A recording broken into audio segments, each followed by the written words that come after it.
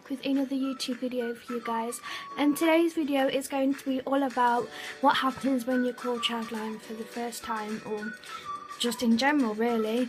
And I'm going to include some of my own experiences because I thought that it would be helpful for you guys. So the reason why I'm doing this video today is because I can't remember the person's name, but someone commented on my last video and said that they wanted me to do this video because, I don't know, but they just said they would really like me to do this video. So I thought I would do it for my next video. So whoever requested it, here it is. So the first thing to remember is when you call Childline, you don't have to actually call them. You can either call them on your phone and the number is 0800 1111, or you can go to the Childline website, and that's just obviously www.childline.com. And both ways you can get to speak to a Childline counsellor.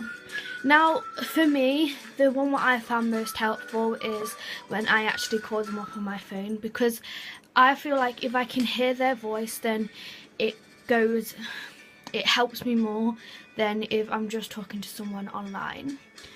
So yeah, if you, I'm going to start off with if you call someone. So if you call Childline, then you would get put through to someone who answers all the calls and stuff, and they would say, oh, you're through to Childline, and then you would say, can you put me through to someone I can speak to? And they will just say, yeah, just hold the line. So you might have to hold the line for quite a while, or it might just be really short. It depends how busy they are, and they can't really they can't really control how busy they are because they accept every single call what comes through. So after your wait, if it's a long wait or a short wait, they will answer your call. Just remember that. When you actually get through to them, they will tell you what their name is normally, or they might do that a bit later on. But I know that for a fact, the thing what they'll say is, you're through to someone you can speak to, what would you like to talk about? Now, you don't have to tell them everything straight away. You can tell them as little or as much as you want, and in what time you want. You could tell them what you've been through, or you could tell them how you're feeling. You don't have to tell them everything all at once. Or if you don't know how to say, then just tell them you don't know how to say, and then they'll ask you a few questions, and they will understand why you don't know how to say how you're feeling, and get it around that way. And then obviously once they ask all the questions and makes you feel more comfortable, then you will be able to tell them what has happened or how you're feeling. And whatever you say between Childline is 100% confidential, unless, two reasons: you want them to tell someone, and obviously they'll tell someone, or two, they think that someone is in danger, or you're in danger, your life is in danger, then obviously they would have to tell someone. Now, this has happened to me quite a few times when I've told them that I'm really suicidal, and I am going to take it further. So say if you do talk to them about suicide, they're not always going to tell someone, but if you tell them something what concerns them, then they are going to normally either call the police or call an ambulance, and it will come to your house, and they will ask how you're feeling. The police or the ambulance service will, and if needs be, they'll take you to hospital.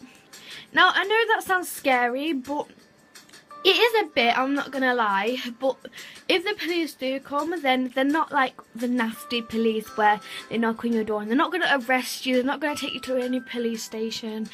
They're just gonna ask you how they're feeling, and from my experience, when that's happened, they are really friendly. But I'm not gonna lie, it's always gonna be anxious when obviously someone is coming to speak to you, especially when your parents don't know. So I'd always encourage you to tell your parents if it does go that far.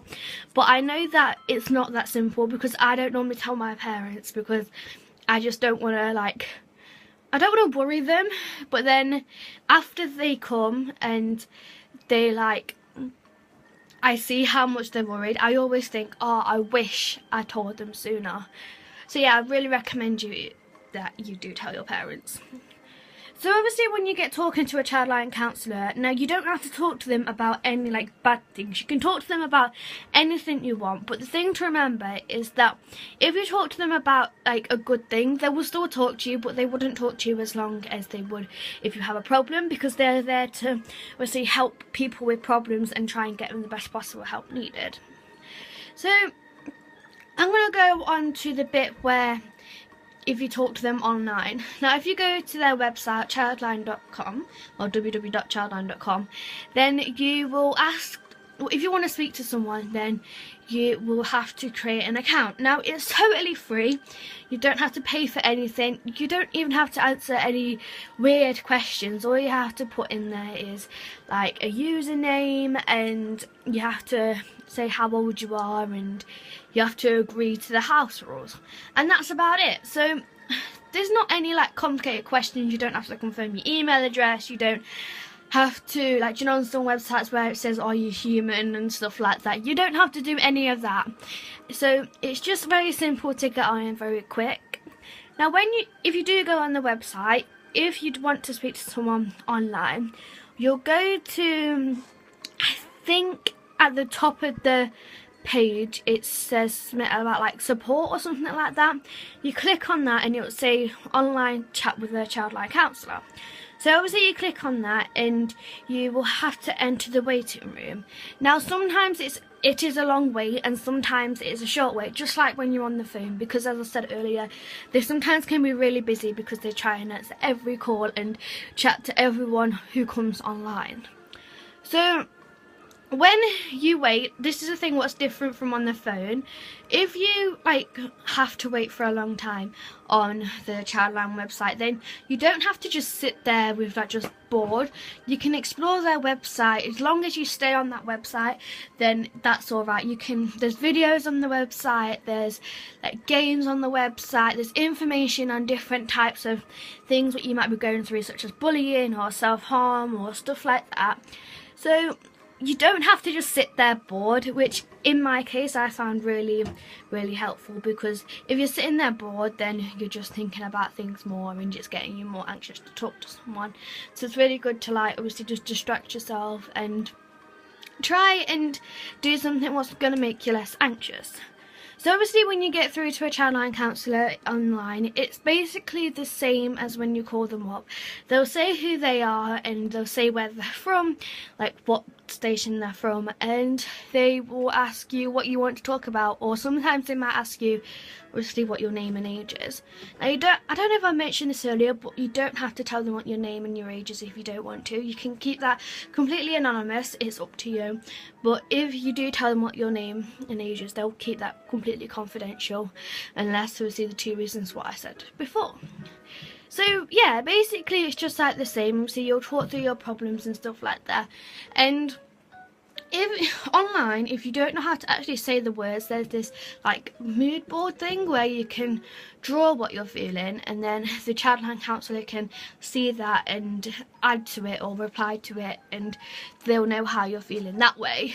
And obviously they will kind of get a gist of what you want to talk about if you don't know how to write it down. Now I don't think I've actually used that. I probably have used it once or twice, but I think when I normally go on like online chat, then I normally just chat to them. I don't normally draw. But if you want to draw, like, there's no stopping you. You can go on there and draw things instead of actually saying it in words, because obviously sometimes it's more difficult. And if you don't know how to do that, then there's always like, do you know how you get the little emojis on your phone? Then there's kind of like, they are emojis, but you can't get the whole variety of emojis. There's like different like faces of like how you're feeling, and you can put that and then it'll ask you why. So you put like a depressed face, they'll ask you why you're feeling depressed, and they're not going to judge you. Whatever you say, they are not. Like I said, they won't judge you, and I think that's the most important thing to actually realise. And I'm sorry about like it keeps cutting off. I think I haven't got enough storage on my phone, so I'm going to end this video here. So I hope you liked this video.